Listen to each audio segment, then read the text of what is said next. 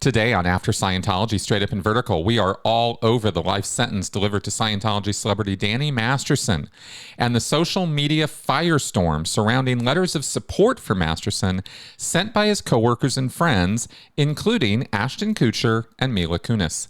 All of this and more coming right up.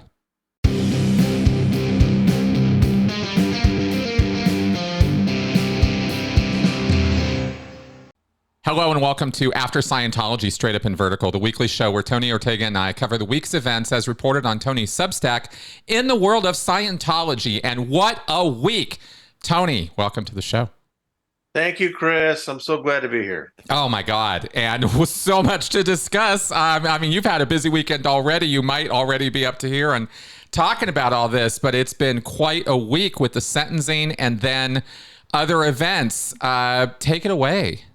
Well, this was a big week. I was a little disappointed, that I couldn't be in Los Angeles. I'm doing really, really well after my surgery, but not quite well enough to be flying across the country. So I just, did my best. I had some people in the courtroom who were sending me messages with detailed notes. I was very fortunate. In fact, that morning, I had a little bit of a scoop.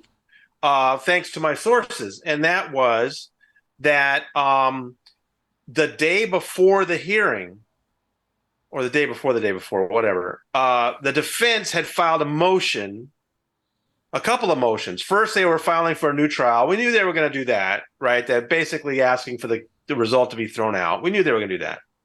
But they filed another motion. Now, see, just to really quickly review, Danny was charged with 3 counts of forcible rape under the California one strike law. And under that harsh law, each conviction brings a penalty of 15 years to life. But you need 2 for it to take effect. And so they filed 3 to get 2, at least 2. They did get 2. The third hung.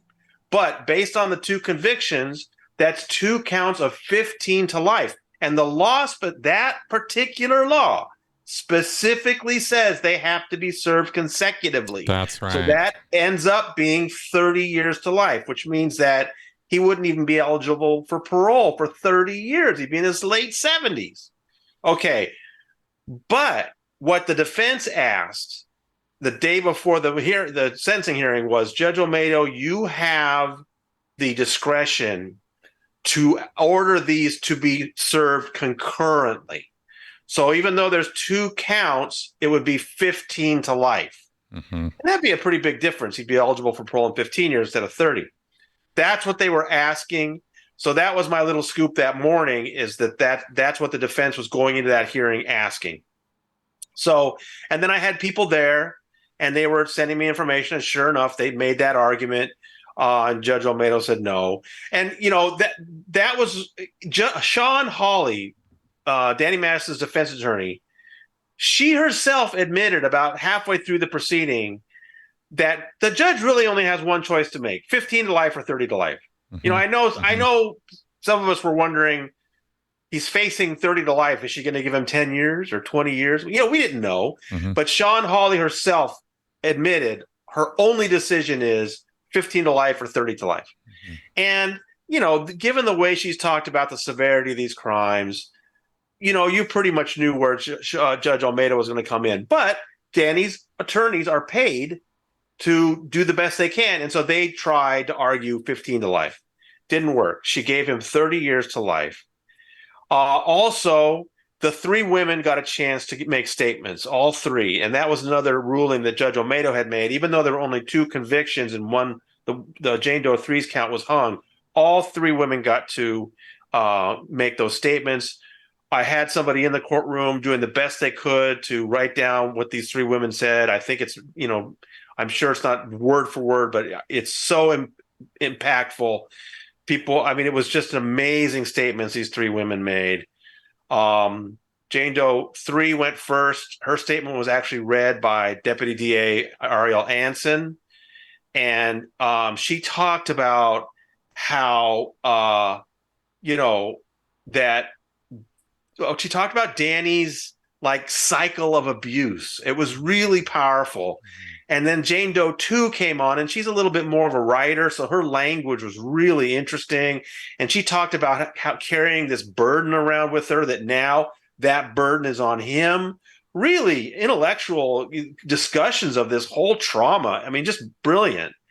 And then Jane Doe 1 went last, and hers was the longest. And what I really appreciated about her statement was she kept bringing it back to Scientology, Chris. She kept reminding everybody how much Scientology was involved in this. Scientology covered up things, and Scientology made it all so much worse. Boy, I give her credit for doing that, because, this was their opportunity to speak without being cross-examined or anything like that. Yeah. So Judge Olmedo then gave her ruling, 30 years to life, and we were all scrambling to get that out. And wow, what an afternoon! And it was really interesting. I want to ask you about this. It was really interesting to see the reaction, because, you and I have been watching this so closely for so many years. It was kind of like a relief, like, okay, good. They got the thing that, he was facing, and Judge Olmedo didn't, back down or anything. But the reaction online was interesting, because I think a lot of people in the general public they don't know the case. They don't understand the situation. And they're like, 30 years to life for the guy from that 70s show? What? Right. I mean, I just saw a lot of really stunned people. What did you see? Yeah, I did too. I definitely did. And I saw even kickback on it, and, oh, this isn't right, and that kind of thing. And I, of course, know that is, like you just described, that's coming from people who are just not familiar with the specifics of this.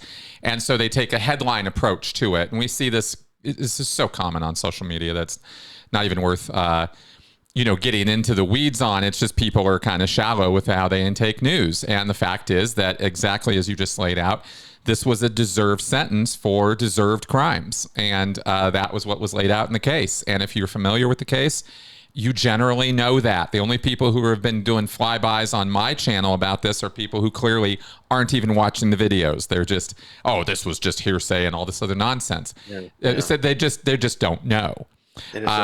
One also has to wonder, honestly, in this world, how many of those are Scientology troll accounts, right? There might be a few, right. You're going to see some of that. But of course, you're going to see silly people.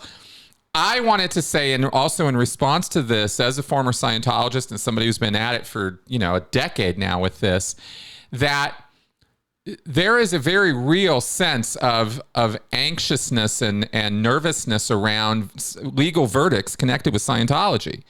I mean, we've watched this religious arbitration nonsense, have to push through. We've watched the kangaroo court that resulted. We watched civil suits, being questioned. Right. It's been difficult. And at times I've completely said, I've even gone on a microphone and said, forget it. We're not going to win legally. Just forget it. Right. And so days like that are kind of, I don't know that vicarious is the right word, but some, kind of like, this is not just a Masterson thing. This is a Scientology thing. And there was real justice delivered here. And I think that for all of us ex-members who were exploited and taken advantage of and abused and manipulated by that group, some of us for most of our lives, it was here's a punch in the nose, mothers. You know what I mean? Like here it is.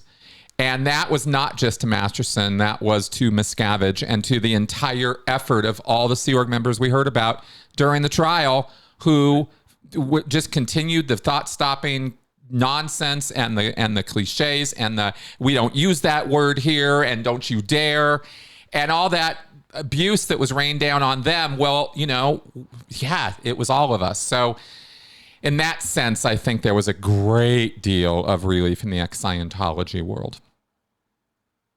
Well, one of the people who has been helping me out, I got to know some great journalists while I was there covering those two trials, and one of the best is Megan Kuniff. She's such a hardworking journalist. She, she's awesome. My role while I was there was just to try to give people a sense of what was going on as it was happening. I'm just writing down what everybody's saying, going out at the break, putting it out to everybody, running back in the court. But then at the end of the day, Megan would put together this story about what had happened. And I was always blown away at just how thorough and complete and well done that was. So we became friends, and she's really been helpful while I've been stuck over here. And she proposed, "Hey, let's go live on Friday and talk about things." I said, "Okay, that sounds like a good idea." But then all night Thursday, we were talking about how, okay, everyone's talking about the sentence and what 30 years to life means and blah, blah, blah. But what I knew, besides the statements by the three Jane Does, there were going to be letters that were written to the judge by Danny's supporters. That's always the case. And those letters eventually become public. And so I wanted to get my hands on those letters. So Megan and I spent a lot of time together working our sources, and we got them just a couple of hours before our live. And so I wanted people to be, it was in this court document. It was copied badly. That was hard to see. So I thought I'll provide another service. I'll take the time. I was nervous about waiting, but I said, no, I want this to be readable. And I took out, cut and paste the text from those letters. I put them in an order that made more sense to me. Bijou, then Ashton Kutcher, then Mila Kunis, then Deborah Jo Rupp and Kurtwood Smith, and then like farther down, like the whole Ribisi clan. Yep. And did my best to get those all totally true to what was in the court document, but more readable. And I hit go right at 1 p.m. Eastern. Megan was just like 2 minutes behind me. She had done more screenshots of them. And boy, we both started immediately getting calls from reporters all over the country. Give us the document. Like, you know what? You can read my story. You can take the text. Yes. It was wild. And it turned out to be the most read day in the history of my Substack. And I knew that people were going to be outraged, and I didn't put any of that outrage in myself, right? I just was like, I'm just going to put the letters out and let people react the way they want to react. And oh my God, right away, this firestorm on social media. Ashton, how could you do this? Mila, how could you do this? And it was just building and building and building until on Saturday, Ashton and Mila made a POW style video, and I've been chastised for calling it an apology because it really isn't one. Trying to explain away what they were doing and assure people that they care about victims. And I thought the most telling moment in their video was when Ashton said, "We wrote these for the judge." Now, he didn't say it explicitly, but I read that as, we didn't think anybody was going to see this. Exactly. That was my thought. Totally. So, well, sorry, Ashton. And, it's interesting to me. Also, I want to make real clear, people have asked me about where's Christopher's letter. Carol, the mother, Peter, Danny's father, and Christopher, his brother, all did write letters, but they were copied so badly in the court document. A lot of it was cut off, and I didn't want to guess what the hell it said. And I just decided I'll wait till I get a cleaner copy someday and I'll put those up. So Christopher did write a letter, as well as mom and dad. But the people who didn't write a letter is very telling. Where's Laura Prepon? That was what I was going to bring up. Topher Grace. Where's Topher Grace? Yes. Where's Wilmer Belderrama? Where is Ilaria? What's her last name? Gosh, dang it. Anyway, all these little friends and, suck ups to Danny, they didn't write anything. So I think Luke Watson, where's Luke Watson's letter? Oh, good point. Another one that was included, but that I couldn't copy out was there's a reference to Ethan Suplee writing one. But I couldn't, there's one that's handwritten that you cannot read. I don't know if that's the one he wrote. But I did not find in the actual letters, I did not find one from Ethan, but one of the attorneys in that document refers to one that Ethan wrote. So apparently he wrote one too. I'll find it. It'll take a little while. But anyway, that blew up like crazy, Chris. You saw it. And man, people are really pissed off at them. Oh yeah. I mean, trending on Twitter, Ashton. I mean, not even a joke, like all tens of thousands of mentions of this, not a couple thousand. This has been a firestorm for them. And that video was telling also in their in their countenance, in the way that, I mean, they looked like they had just literally like they had just gotten up out of bed, set up a teleprompter, and were reading from it. That's how it looks and sounds. A POW video is not far off of a description. At first I was like, what? And then I watched the video and I was like, oh no, that's exactly what this looks like. I can't help but comment on this, and I'm just gonna I'm going to say Ashton Kutcher has been somebody that I've had some degree of attention on for many years, just from the side, not as any kind of dedicated effort. But you have to look at the fact that this is not just a friend. I've been using the term bro because I think it's descriptive of their relationship. And the fact that Ashton has mentioned many times, and Danny has mentioned many times on Twitter and other places, how they've gone off for week-long excursions and trips and vacations. They're not casual acquaintances in the business. They're best friends. And what does it say about somebody that they're best friends with somebody who is serially drugging women? I can't not look at that.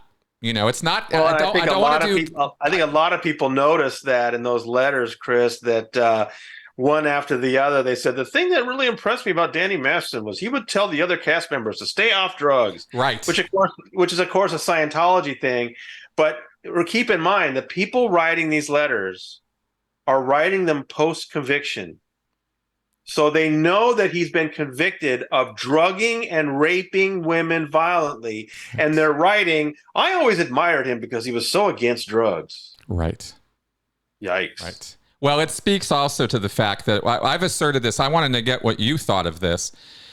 Because, you know, guilt by association, I get it. Maybe I'm off the rails in even thinking that. But it's just, it's a bunch of things I put together to think that. But I am pretty firm in the idea that the people who wrote those letters, and certainly in the language they used, believe Danny was railroaded, and that he actually is innocent, and that this whole thing is just a farce. Right. Do you agree? Oh, absolutely, and that's usually the case. I mean, the last set of letters I read was, if you remember that Jay Spina, who had gone to prison for 9 years for Medicare Medicare fraud. Jay Spina, I think actually. Yep. I got his letters, and you know, it's the same thing. It's all these people he knew in town were like, "Listen, Judge, I know he's done something wrong, but he's a pillar of the community. He's the best person I've ever known." And then you think to yourself, they don't think he did it, right? You know, that's how they're able to write that. That's right. And especially with the family members, they don't believe these women. They think this judge made some bad decisions about allowing in Scientology. They're holding that back when they write these letters because they know that that's not going to fly. But there's no question in my mind that all the people who wrote letters probably thought that Danny's getting a raw deal anyway. Exactly. And so, I mean, it's a point worth making because so many people with the moral outrage, you know, they lose their minds, and correctly so. But at the same time, how could they? Well, because they actually think. Yeah. You know, they don't believe the women. They don't believe the testimony. They're like, nah, liars, scumbags, whatever. Well, I thought Christina Ritchie made a great point because she didn't name names, but she put out something on Instagram saying that, you know, I've known people that were good friends of mine who did terrible things. Yep. And when that happens, you have to deal with it, but you don't write letters of recommendation for them. You know, it's like, okay, you liked them. They were friends of yours. But you're not going to harm the victims by, you know, anyway. So, but It didn't have any effect, no effect. The best that they could have hoped for is that the judge read these things and thought, okay, I'll cut him a break and give him 15 to life instead of 30 to life. But she didn't. So it didn't amount to anything. But boy, these people are paying a price. Oh, heavy. And again, you know, and at the end of the day, you got to go, well, you put your foot in it. You know, what do you expect? Now, also on this, I wanted to get your comments on the Joe Reish Daily Beast story, which was today as we're recording this. So Daily Beast reached out to me. I haven't written for them for a while. I've been writing for Rolling Stone, but Daily Beast reached out to me and said, hey, with all this going on, is there something for us? You know, because, you know, they don't want to just, you know, write what everybody else is writing. And I said, listen, off the top of my head, the story that's not being written is that besides Ashton Kutcher and Mila Kunis and these other people, the thing that really stood out to me was that Jordan Masterson and Alana Masterson had said false things about their father, Joe Reich, in order to make Danny look good. And if you don't know the backstory, it's a little complex. Carol Masterson and Peter Masterson were the parents of Danny and Christopher.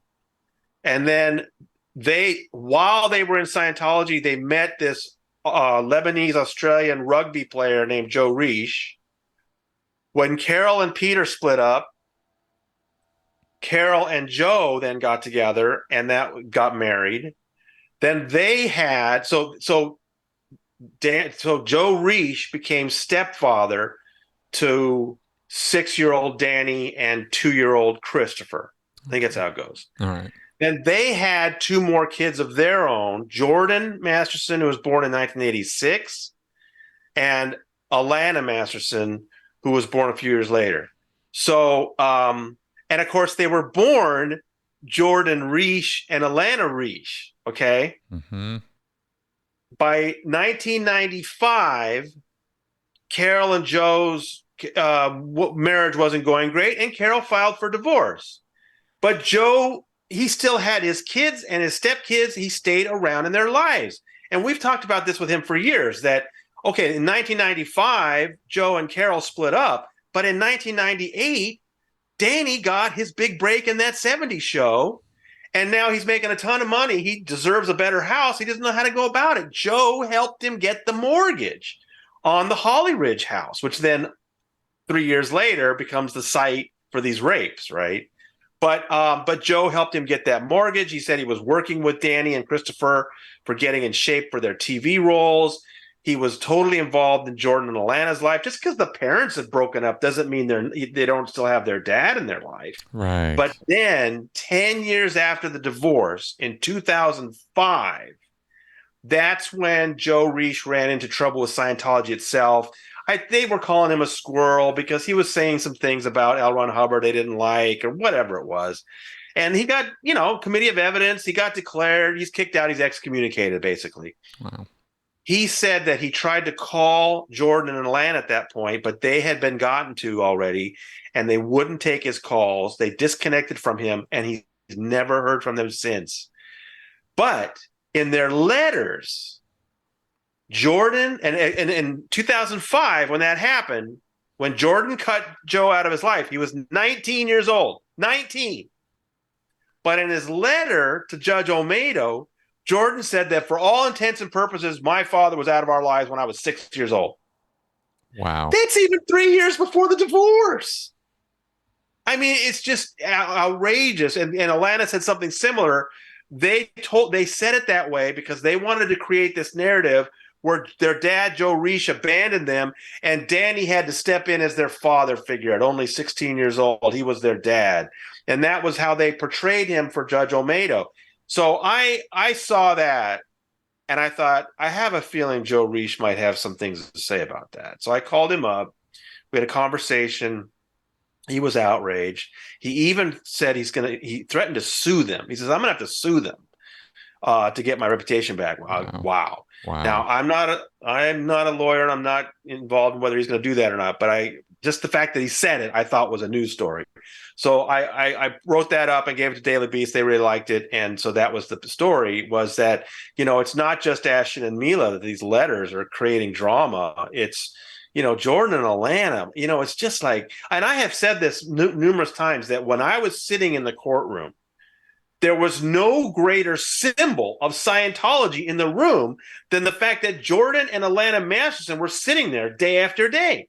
Symbols of Scientology disconnection. They not only disconnected from their dad and cut him out of their lives, they then took on the name Masterson, which isn't even the name of their mother. It's the name of the guy who had divorced Carol before Joe even came on the scene. And of course, they take that name on because it's a Hollywood name. Exactly. It's all just opportunism, which is Scientology to the core. I mean, really, it is. You don't want it to be that way. You don't want people to act that way, but that's what it turns you into. And when it's kids raised in this, they never had a chance. Never had a chance. It's sad, it's tragic, it's pathetic, it's infuriating. because exactly what you said, right there it is, this the literally the epitome, the symbol of Scientology disconnection sitting right there. Yeah. I'm glad all of this has come out post trial, and that this is like really all out there now, and that we can all, you know, kind of okay, there it all is. There's all the ugly awfulness of this and the Scientology influence. The only thing I wish is that in the media representation of the blow up of this weekend, that Scientology had been a little bit more prominent in all of that with Ashton's. Well, I was hoping they'd put out some David Miscavige special, some rant, but apparently they just told all the reporters who called them just to refer to their May 31st David Miscavige rant, which was bad enough. Yeah, I'm pretty sure they went like, okay, we're not going to do that again. But you know, in that statement, so CNN had me on yesterday. Frederica Whitfield was nice enough to have me on, and she asked me about that. Was this statement from Scientology where they said, you know, we do not have this policy of telling people not to go to the police? And I'm glad she asked me that, because I said, look, that was in testimony virtually every day of this trial. Mm-hmm. There was books, there were documents showing that policy, and these former Scientologists testifying to it. And then the Scientology spokesperson every day saying, no, that doesn't exist. That doesn't. I said, they just lie. And I thought to myself, wait a minute, am I saying Scientology lies on CNN? Maybe. It's out there, you know. But that's the truth. That's the truth. It's like, it's right there in their book. It's right there in their written policies. Yep. Every Scientologist I've ever talked to has always said that, oh yeah, we were told we can't turn in a fellow Scientologist. It's the most common thing. And day after day, Corinne Powell would tell reporters, nope, we don't have the policy. Nope, it's not true. And you're like, you're just lying. And it's not like, it would be awesome if somebody would actually just open up an ethics book and say, well, what does this mean, Karen? I mean, if they would ever do an actual press conference or an actual like sit down where they could be confronted like that, it'd be awesome. Because I mean, I've done a whole seminar here on this channel about this. I laid it all out in it, like word for word. This is not a questionable, oh, it's an interpretation problem. It's crystal fucking clear, guys. So, and now it's legal truth, which is really important, actually. So cool. Okay. Wow. Well, what a week, huh? Any other commentary on anything on this, or preview of this coming week? Well, I mean, we should also pay, you know, there was a press conference after the sentencing, and Sean Hawley actually spoke and said that he's innocent of these crimes. We're going to prove it, blah, blah, blah. And I mean, the only thing worth pointing out there is that they do have a lot to appeal on. I don't mean that they will be successful, but, you know, this was a very unusual case, and Judge Olmedo had to come up with rulings about how to handle the Scientology material, how to handle the drugging allegations when he wasn't being charged with drugging, how to handle the allegations of stalking and harassment. And I have no doubt that this voluminous appeals brief, which Megan tells me we can maybe expect early in the next year, will go into depth on all of those and basically say that Judge Olmedo messed up here, Judge Olmedo messed up there. And I'm sure they feel like they have a really good case to make and that they have a decent chance of getting Danny out of there. But I've also been told that when there's a jury in a criminal case making a decision like this, that appeals courts are reluctant to overturn something like that. So, you know, I don't know. I think Danny's still got a big hurdle to get anywhere at all in appellate court, but they will try. And I think it'll be real interesting to see what those documents say, and that they, you know, there may be things said in those appeals documents that may have some bearing on the civil case. It's really interesting that they're both still going at the same time, and the civil case will now pick up. Right. Exactly. Do we have, just for the audience, some idea of what you're expecting to see in the civil case as the next move or next couple moves in that? Well, while the criminal case was going on, the attorneys were all swapped out in the civil case. Jane Doe 1 hired Brad Edwards, who's this really great attorney from Florida who basically pestered Jeffrey Epstein to death. Jane Doe 2 and 3 then went out and hired David Boy's firm, which is one of the biggest litigation firms in the country. And the Philly pros are gone. So that's interesting. I think they've got much more aggressive attorneys now. But if you remember, just before we went into trial and the civil case was basically being put on a hold, Scientology said their next step was going to be to file an anti-SLAPP. Right. So that's what I'm looking, keeping an eye out for, is Scientology is going to file an anti-SLAPP. And what that means, it's going to be this big, thick document explaining all the ways in which this is a frivolous lawsuit. It's garbage lawsuit. It's just being filed to silence us. And I know they think they can explain away all of the harassment as stuff that they have nothing to do with. Mm-hmm. So expect it to be a really harsh document that's going to try to cast these women in the worst light possible.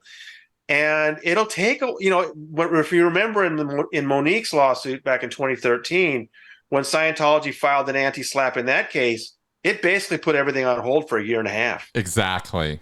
So, that's unfortunately, that's the way our courts work. So that's what I'm suspecting will happen. Right. But I will say one little thing that did happen while we've all been waiting for the sentencing. In the Bixler lawsuit, that's what the civil case is called, Bixler. In that lawsuit, the plaintiffs, the Danny Masterson accusers, the victims, filed a motion for judicial notice, which was basically the transcript and ruling from Judge Olmedo's sanctions order on Tom Mesereau and Sharon Applebaum. So basically, in the Bixler civil lawsuit, they're saying, look, Judge, we want you to pay attention to the fact that over in Judge Olmedo's court, she sanctioned these attorneys for leaking sensitive DA evidence in this case to the Church of Scientology, and that both, right on the eve of the sentencing hearing, both Tom Mesereau and Sharon Applebaum's appeals were ended. So they're not going to be trying to appeal that. So some interesting little moves going on behind the scenes. Interesting. Very interesting. There was another story that was kind of that happened in the world of Scientology that wasn't reported on your Substack, but I wanted to throw by you because I did want to get your take on it because it was a little exciting, and that was in the UK. The UK Charities Commission apparently issued a statement or decision that Scientology's tax exemption is just not happening, period, and don't appeal it in the UK. Kind of a big deal? Except that it's what the situation has been for a long time. Fair enough. It's been pretty clear that they're not going to get that status there. It's great to get a final, screw you. Yeah. But they've been using that jackleg attachment to Australia forever. Yep.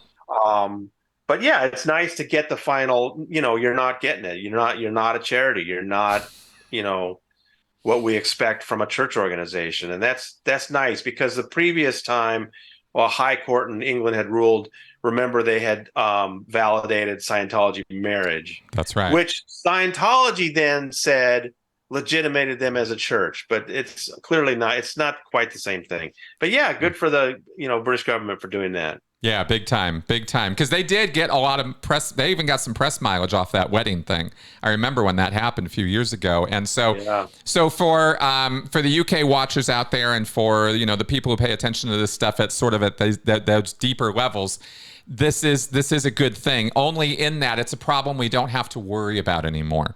And it's a problem that was being looked at as, oh, maybe Scientology's ramping up to this. And nope, they are not. They're not. And, it was Brian Seymour, as far as I know, who first reported that connection between Cosrecki and Australia like 10 years ago or longer. Yep. And really, that's what I'd like to see the government there. How can this British set of churches have tax exempt status through an Australian address? I don't understand how that works. But exactly. Anyway. It's a story waiting to happen, I suppose. All right, Tony, thank you very much for all the breakdown on this last week. You were kind of central to it in this last weekend, which was kind of awesome. I mean, it was fun to watch, and it's always good from my perspective to get for almost any of these good reasons of moving things forward, to keep that alive out there, that this fight is happening, it's real, this cult is real, and we got to keep pushing back against them. Well, and listen, let's give some credit to Leah Remini, because she's the one that keeps it front and center in front of the press all the time. I mean, she's just amazing. Yeah. And she said some great things after the sentencing. So, I wasn't there, but I did my best to still be part of it, and it worked out pretty well. So I'm happy. Yeah, it was awesome. It was awesome. And of course, Leah and Mike both. Okay, guys, thank you very much for coming around and watching. I'm afraid if I had to put the list together of like all the people who have contributed to these wins, it'd go on for a while. This has been such a good week for us. And on that happy note, I will wrap it up. See you guys next week. Bye-bye.